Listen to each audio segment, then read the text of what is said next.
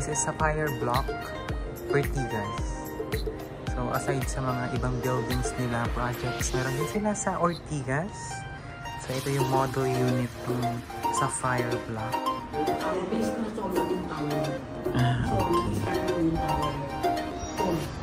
Ano ba ang reason? Bakit nga ba nagiging sold out? I-check nyo. Ito yung master's bedroom. Tsaka ano siya, smart home na tinatawag. Lahat digital na. It's like parang hotel na may keycard ka lang. Ibibigay mo ba sa kanila yan? Pag bumili sila? Pwede.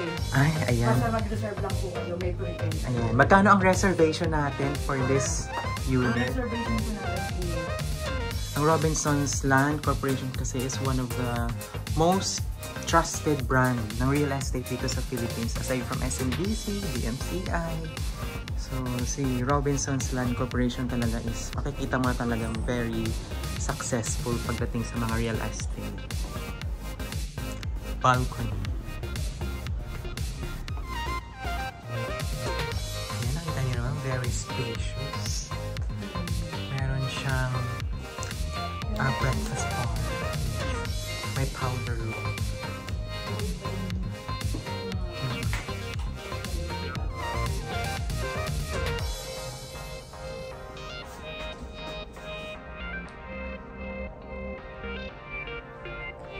Nasa magkano naman ang ganitong unit, Miss Bell?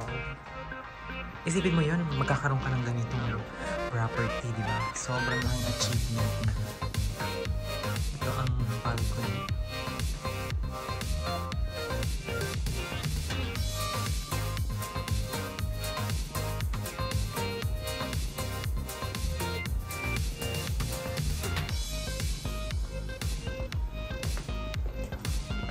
Ito ang study room.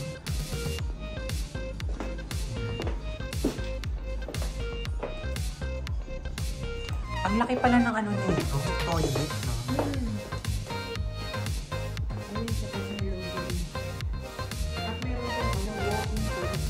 Ay, taray. Naglalakad ba yan na closet? Sige, ipakita mo, Miss Bell, ang walk-in closet.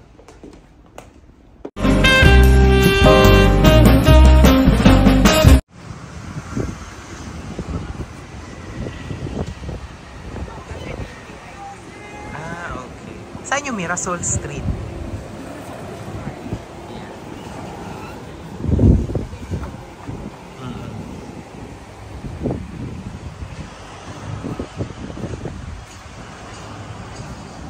Ito pa ang location ng Mira. Sa likod lang dyan. Pag turn over, mamang, itong mga overhead cabinet. Ito na, ganito na siya. Glass talaga siya. Ganyan ang over niya. So, good morning everyone. So, we are here in Mira Residences, here in 20th Ave, Quezon City. I have with my agent, Belle. So, nagkaroon po tayo ng tripping for today. So, sa mga OFW dyan na nanonood sa mga vlogs ko at gusto magkaroon ng sarili nilang investment, this is the time to invest, especially here in the Philippines.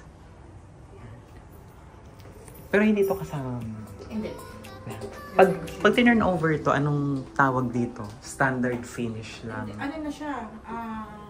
Livable. Livable. Oo. It's up to you kung gusto mo siyang pati Interior. Para mas maganda. So, ito mga cabinet, ganito na talaga siya. So, ang available units for this project is Studio, 1 bedroom, and 2 BR. 2 BR. So, ito is 2 bedroom. Sobrang ganda niya, in fairness. So, yung flooring, ano tawag dito? Vinyl tiles? Ceramic tiles?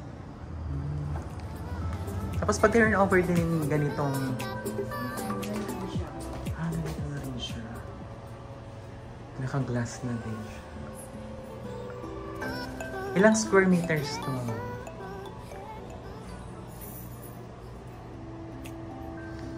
Mga 50, 42. mga ganun. Ito, wala tong balcony.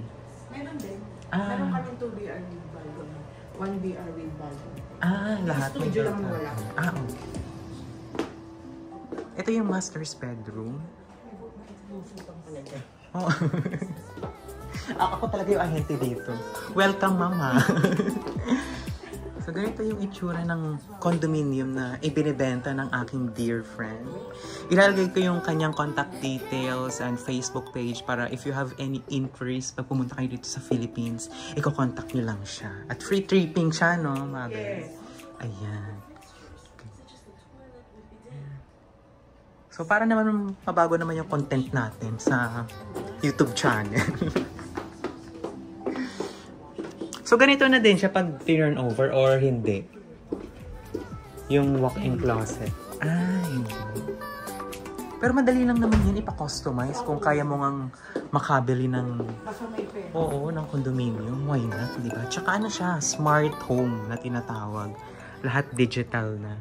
Tsaka yung door niya is like parang hotel na may keycard ka lang. Wala na siyang... Pero pwede mo siyang palagyan ng parang susi in case makalimutan mo yung smart card. Meron din siya. So, ito yung master's bedroom na napakalaki at napakaganda. So, ito naman yung sa pang-bagets. Ayan. So, yung pang-bagets natin, syempre, kasya lang dito. Ano ba? Dalawa. Maglagay na lang ng double deck. And then, meron natin siyang window type na aircon. Ibibigay mo ba sa kanila yan? Pag bumili sila? Pwede. Ay, ayan. Basta mag-reserve lang po kayo, may curtain. Ayan. Magkano ang reservation natin for this Ang unit? reservation po natin is yung studio and 1 bedroom is 40,000. 40,000. And then yung 2 BR is 80,000. Yes. So, mamaya po, pag mag-computation na kami, papakita ko rin po dito sa vlog kung magkano ba yung reservation, yung mga discounts, yung mga ganong klaseng computation para dito sa unit. Napakaganda. Yan. Ang Robinsons Land Corporation kasi is one of the most trusted brand ng real estate dito sa Philippines aside from SMBC, DMCI. So, si Robinsons Land Corporation talaga is makikita mo na talagang very successful pagdating sa mga real estate.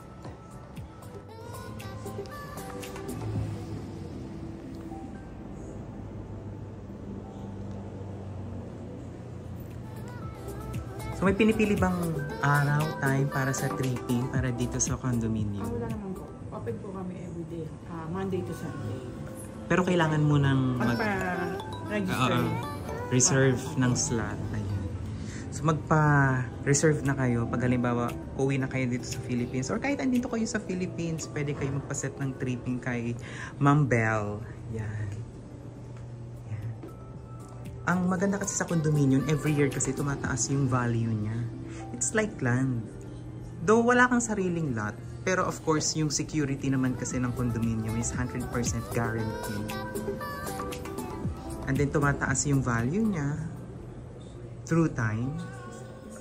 Pero kayo mag-alala pagdating sa mga earthquake or any mga typhoon. Safe kayo pag nasa condominium kayo. Tsaka lahat naman ng mga condominium ngayon, earthquake-proof na sila. Earthquake-proof. Ayan.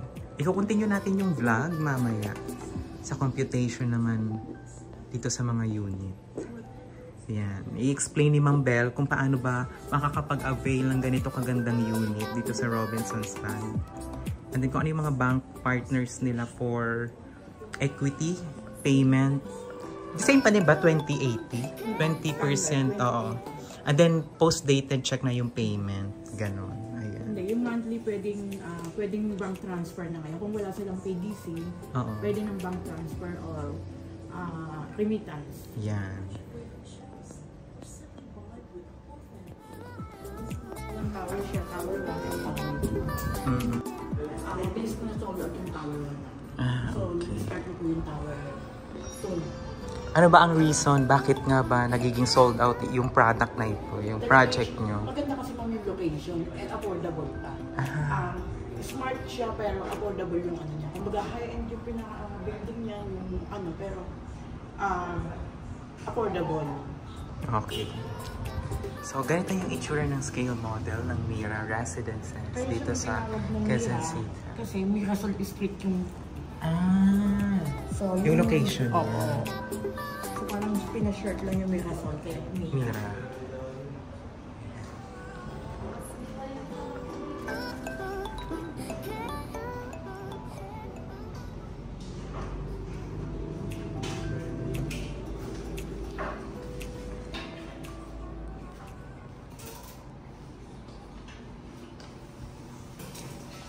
So, as of now, pre-selling pa lang siya.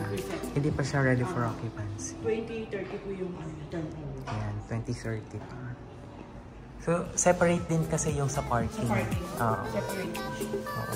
Tsaka ano siya, first come, first serve pa din, no? So, ilang buildings siya? 2 towers. Okay. And then, that's Yung floor? 38 floor po yung Ah. Then, meron tayong another na dalawa ka tayo. Pero, Mga coming soon na building. So, dalawang tower siya. Tsaka kung nakikita nyo yung ano niya, yung amenities. Ang ganda niya. So, maganda kasi sa pre-selling. Mura siya compare sa ready for occupancy kasi nagdo-double yung price, no? Ayan. Computation na tayo. At tayo po ay nagbabalik sa ating vlog for today. Kapag magpa-tripping kayo kay Miss Belle, meron kayong complimentary snacks na available. Tanggalin ko lang yung panyo ko. Ayan. Siyempre pwede kayo mag-ask ng coffee, water, tsaka siyempre mga snacks. Yan. Galing Japan. Ito ang ating agent for today at i-explain niya lahat ng process at lahat ng projects na mayroon ang Robinsons Land na handle ni Miss Belle. Okay, ayan. so, ito po yung ating availability. Ayan. Yung mga price list. May kinalaman ba yung pagtaas ng floor? Pag rin ba gusto ng client 20 floor? Meron naman pero konti lang. Okay. Pero usually naman yung mga kinukuha sa amin is mga gusto nila lower, lalo na pagka mga senior na. Oo. Gusto nila lower floor lang. Either ayaw pa rin nila. Pero yung mga millennial naman natin is gusto nila sa higher floor. Kasi gusto nila yung view. Oo, sa bagay. Yun naman kasi yung, ano, tawag yan, $1 million view, yung mga skyline, Makati. So, ang studio natin is nag-range siya, 26.5 square meter siya. And then, nag-range siya sa 6.3 million. Okay. And then, kung one bedroom with balcony naman, 36 square meter. Ayan, yung balcony niya is 4.5. And then, 40.5 yung kabuuan ng, ng square meter niya. Nasa 9.4 siya, up to 9.6. Okay. Yun yan. And then, yung 2 bedroom naman natin is 53 square meter. Ayan, without balcony to, 11.7 million. Okay. Ayan. And then, kung studio naman with, 2 bedroom naman with balcony, 72 square meter, nasa 17 million. Ayan. So, may kinalaman ba pag halimbawa, spot cash payment? Halimbawa, ngayon gusto ko nang bumili. May discount naman yan. Yes, mayroon po tayong discount doon. Ayan, may discount tayo pag full payment agad. Basta nasa pag-uusap natin yan, basta nag-avail kayo, pag-usapan natin yung discount na ibibigay ko sa inyo. Madali naman po ako. Ayan, ikaw may-ari. Sa mga, hindi naman po sa ako yung may-ari, pero basta mag-avail lang kayo. Oo. Siyempre, nagbibigay din po kami ng discount. Privilege nila yun. Ayan. Lalo na sa mga OFW, di ba? So, bakit nga ba natin kailangan mag-invest? Kasi syempre habang buhay, hindi naman tayo OFW. Hindi naman tayo forever 45 years old, 50. So, kailangan natin mag-save para sa future natin. So, isa sa mga unlimited income kasi is yung rentals from real estate such as condominiums, ganyan. So, maganda yung investment na meron tayo. Lalo na pag pinarent. Pwedeng, bawa, nag-avail sila, ayaw naman nilang tiran. Pwede nilang iparent. Yes. So, may income sila monthly. Okay. Ayaw naman yung investment din naman. Pwede rin siyang Airbnb. Hindi. Pwede naman po. Okay, pwede. Ayan. So, pag hindi nyo tinitirhan, ayun, pwede nyo ipa-rent o kaya Airbnb, di ba? Long-term na rental, pwede po yan. Ayan. Mama, may mga tanong kasi, yung mga earthquake na yan. Ano naman bang dahil sa guarantee? ano na po tayo, ang ano natin ngayon is, High-tech? no, wala na po tayong dapat itatakot kasi yung ano niya, may mga ano na tayo na inaano sa ilalim na parang pag lumindol siya is nagsusway lang siya. Parang sa may Japan. shock, oo, parang ganon. May Parang, shock siya, may spring siya na susunod-sunod lang siya na. Absorber. Yan, yung foundation ng Kaya tayo building. sa earthquake man. Okay, ayan. At saka sa dami ng earthquake na dumating dito sa Pilipinas, wala pa sa project si Robinson na Nagkaroon ng problema. Okay, ayan. Tsaka maganda kasi sa mga project ni Robinsons is that malapit sila sa mall, tapos para siyang SMDC pala, no? Yung baba. May mall talaga sa baba. May Ayun. Robinson tayo doon, may supermarket.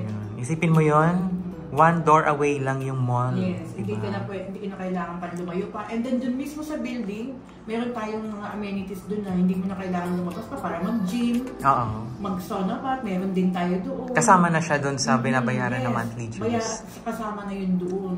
Yeah. Nasa magkano naman ang monthly dues? Ang monthly dues naman nag-range lang tayo sa 85 to 100 per square meter. Mababa pa rin po si Robinson. Oo, sa bagay. So isa lang yun sa